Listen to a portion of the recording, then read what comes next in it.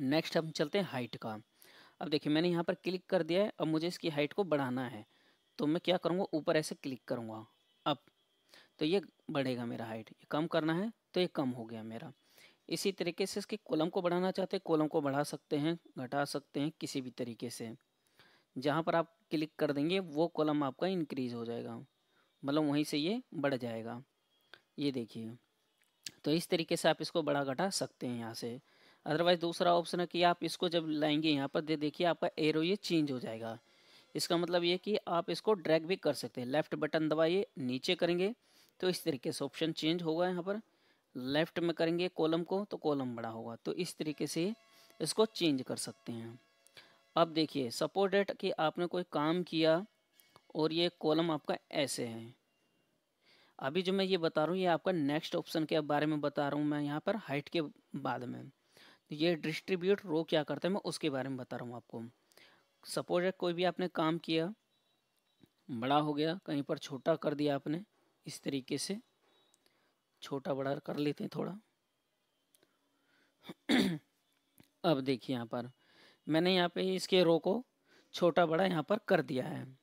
तो अब मुझे क्या करना होगा, यहाँ पे मैं चाहता हूँ कि एक ही बार में ये सही हो जाए। तो मैं क्या करूँगा, यहाँ पर क्लिक करके रखिए, आप डिस्ट्रीब्यूट रोज को क्लिक कर दीजिए, यानी कि जो ये रोज होंगे एक जैसी सारी हो जाएंगी। देखिए जैसे मैंने क्लिक किया यहाँ पर सारी एक जैसी हो गई हैं, जो इसकी हाइट थी उसके अकॉर्डिंग। यहाँ पर यदि आप इतना रखते तो इतना हो जाएगा ये। यहाँ पर क्लिक कीजिए डिस्ट्रीब्यूट, मतलब कि ये एक टोटल एक हाइट इसकी लेंथ में ले रहा है ऑटोमेटिकली, जितना ये होना चाहिए। तो उसके अकॉर्डिंग ये ऑटोमेटिकली कैप्चर कर रहा है यहाँ पर।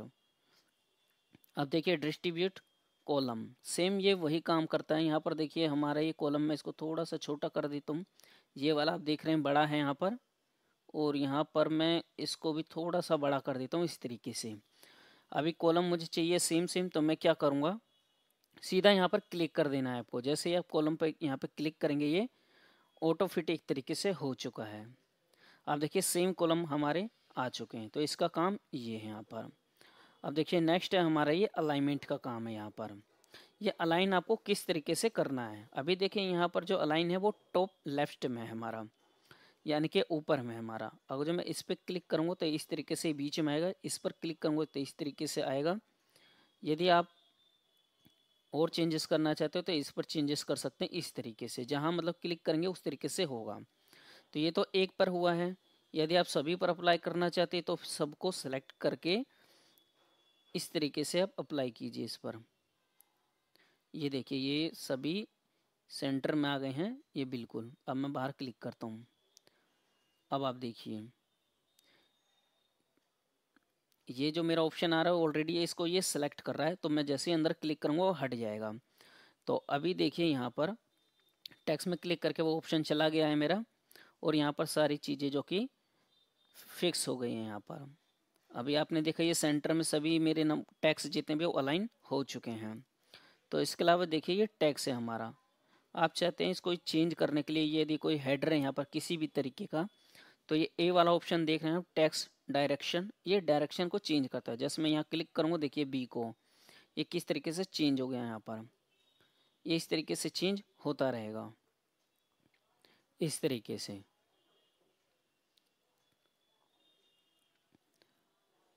तो इस तरीके से ये चेंज होगा, जिस अलाइनमेंट में आप रखना चाहते हैं उसके अकॉर्डिंग इसको रख सकते हैं।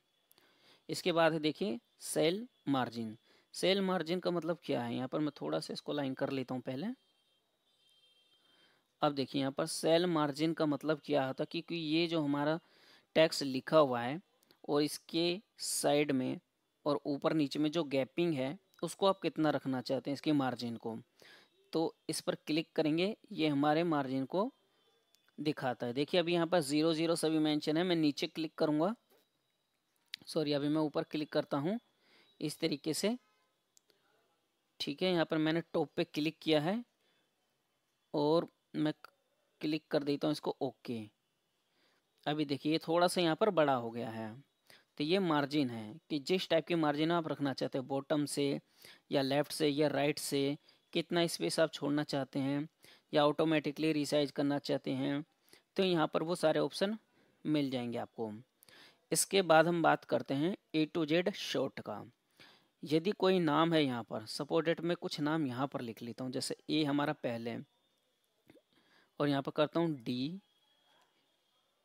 सॉरी यहाँ पर लिखता हूँ मैं डी, यहाँ कर देता हूँ के, यहाँ करता हूँ एम, यहाँ करता हूँ बी। सपोज डेट ये मेरा कोई नाम है, इसको आप ध्यान दीजिएगा। तो अभी मुझे क्या करना है, यहाँ पर क्लिक करने के बाद यहाँ पर A to Z पर आप जाइए, यहाँ पर क्लिक कीजिए, ये ऑटोमेटिकली टेबल सेलेक्ट हो जाएगी। टेबल सेलेक्ट होने के बाद यहाँ पर आपको ऑप्शन मिलेगा सॉर्ट बाय, किसके अकॉर्डिंग सॉर्ट करना चाहते हैं। यहाँ पे क्लिक करेंगे तो जो आपके हेड यहाँ पे दिए गए हैं, यहाँ पर ये कॉलम में जो ये मेंशन आपका ABCD, तो मैं चाहता हूँ ये असेंडिंग हो जाए। तो यहाँ पर शुरू से होगा हमारा सॉर्ट बाय, क्योंकि यहाँ पर असेंडिंग है तो यहाँ पर क्लिक रहने दीजिएगा इस तरीके से। टैक्स है हमारा तो टैक्स को रहने देंगे, पैराग्राफ है ये इसकी डिटेल बता रहा है बाकी। जैसे ही ओके करूँगा, देखिए ए के बाद के था, देखिए के कहाँ आ गया, यानी असेंडिंग मोड में आ चुका है, ABCDEFG इस तरीके से। इसी तरीके से आप दोबारा यहाँ पर जाइए, डिसेंडिंग करना चाहते हो डिसेंडिंग पर क्लिक करके ओके कर दीजिए इस तरीके से। ये देखिए अब डिसेंडिंग हो चुका है हमारा।